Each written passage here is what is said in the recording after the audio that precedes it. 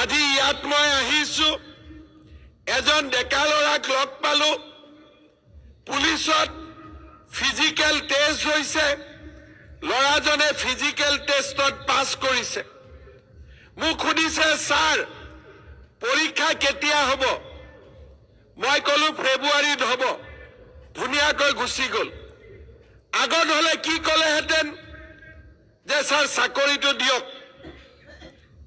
ইয়াত উঠি যোৱাৰ লগে লগে অতুল বৰাই এখন লিষ্ট দিলেহেঁতেন যে এইকেইটা মোৰ সমষ্টি ল'ৰা চাকৰি দিয়ক। অজন্তা নেওগে এখন লিষ্ট দিলেহেঁতেন মোৰ সমষ্টি ল'ৰা চাকৰি দিয়ক।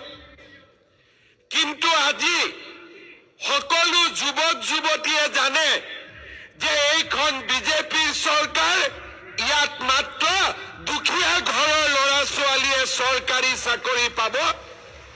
এই বিষয়ে আজি সকলোৱে জানে আৰু সেইকাৰণে মোৰ ওচৰত কোনেও চাকৰিৰ এপ্লিকেশ্যনো নিদিয়ে।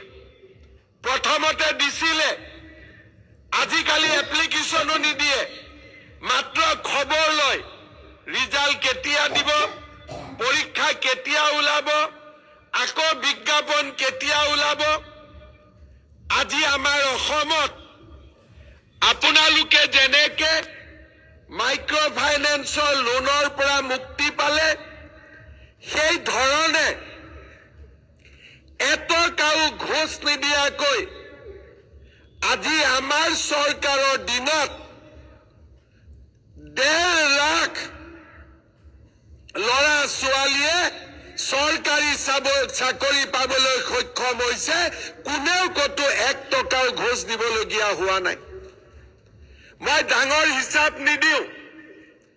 যদি কংগ্ৰেছৰ দিনত ৰাকেশ পালে কাৰ অৰ্ডাৰত লৈছিল বেলেগ কথা, এটা চাকৰিত 1 কোটি লৈছিলে। মই এবাৰ আমাৰ শিক্ষামন্ত্ৰী আছিলো, ইন্সপেক্টৰ অফ স্কুলবিলাকৰ এখন মই মিটিং পাতিছিলো। মই মিটিঙত এজন ইন্সপেক্টৰক সুধিছিলো যে আপুনি কথাই প্ৰতি শিক্ষকসকলৰ পৰা টকা কিয় লয়?